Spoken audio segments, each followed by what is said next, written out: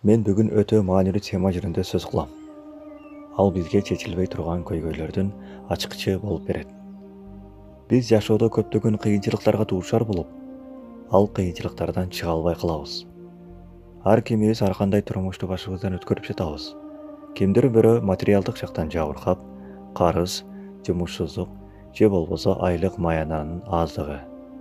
Кээде ден соолугубуз начарлап, кимдир бирөөдө үйүндө түшүнбөстүктөр болушу мүмкүн. Ата энеси менен, балдары менен, жубайы же болбосо алыскы жакынкы туугандары менен. Биз кырдаалды оңдоого болушунча аракет кылабыз, бирок чыгып кетүүгө жол жоктой. Баардык эшиктер жабык сыяктуу. О бир туугандар, бирок бир жол бар. Ал жолду бизге Аллах Таала көрсөткөн. Ал өтө жөнөкөй жана жеңил жол. Бирок шайтан бизге көйгөйлөрдү чечүү мынчалык оңой эмес деп ар кандай күмөндөргө мажбурлайт. Ал сен мынтип эле оңой чыгып кете албайсың. Бул сага жетишпейт да, сага дагы бир нерсе керек деп азгырат.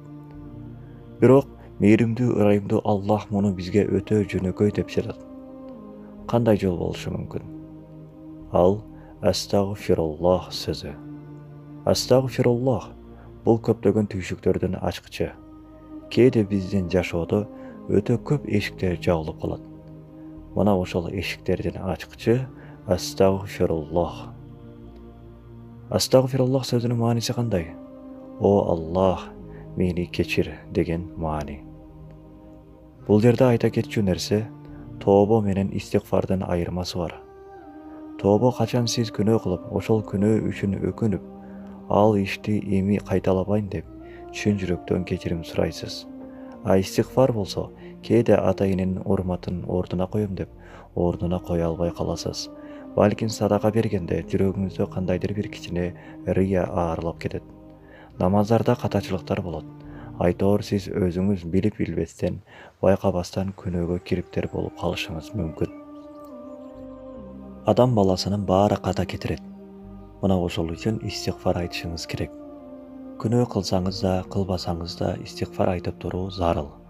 Себеби ал эки дүйнө жакшылыкка алып барат. Эгерде бир адам истигфар айтса, анын түйшүгү чечилет. Анын башындагы кайгы кетет. Аллах Таалам анын ырыскысын көбөйтүп коет. Ыйык Куранда келет. Бир адам перзенти жок болуп атса, көп истигфар айтсын. Кем багал болуп атса, көп истигфар айтсын. Кургакчылык болуп, ырыскынын жолдору бугулуп калса, көп истигфар айтсын. Демек, Ыйык Куранда айтылгандай, истигфар жакшылыктын ачкычы.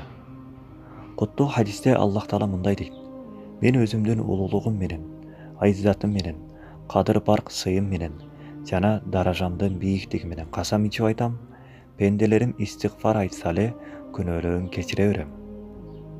Бул хадис имам Ахмадта келет. Биз билебиз, биздин пайгамбарыбыз Мухаммад саллаллаху алейхи ва саллям күнөөсүз адам болгон. Ал Аллах жараткандардын эң сүйүктүүсү, пайгамбарлардын мыктысы. Күнүнө 70 жолу, кээ бир риваяттарда 100 жолудан Аллахтан кечирим сураган. Аллах анын өткөн жана келээрки күнөөлөрүн кечирип койгон. Анда эмне үчүн күнөөсүз пайгамбар 100 жолудан кечирим сурайт? Ойлонуп көрүңүзчү. Себеби астагфируллах жабылган эшиктердин ачкычы. Ал ийгиликке жетүүчү сөз. Бул дүйнөдө жана түбөлүк дүйнөдө жакшылыкка алып барат. Сиз эмнени бул жашоодо сурабаңыз, чын жүрөктөн Алладан кечирим сураңыз. Астагфируллах деп арабча айтпасаңыз да, о Аллахым мени кечир деп кыргыз тилинде айтсаңыз болот.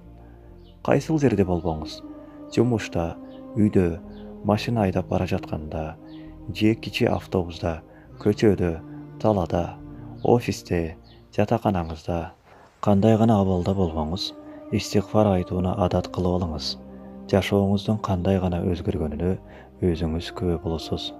Айта кетчү нерсе, жөн эле олтуруп алып күнүнө 100 жолу айткандан көрө, чын ыхластан бир жолу кечирим сураган, жөн эле кайталай берүүгө караганда жетишээрлик күчкө ээ. Акырында айтарым, эгерде кимде-ким кыяматта эсеп китебин алганда сүйүнгүсү келсе, истигфар көп айтсын. Тактап айтканда, кимдин эсеп китебинде астагфируллах сөзү көп болсо, ошол амал дептерин алганда сүйүнөт. Allah barыбыздың күнәләребезне кечирсен. Астагфируллах.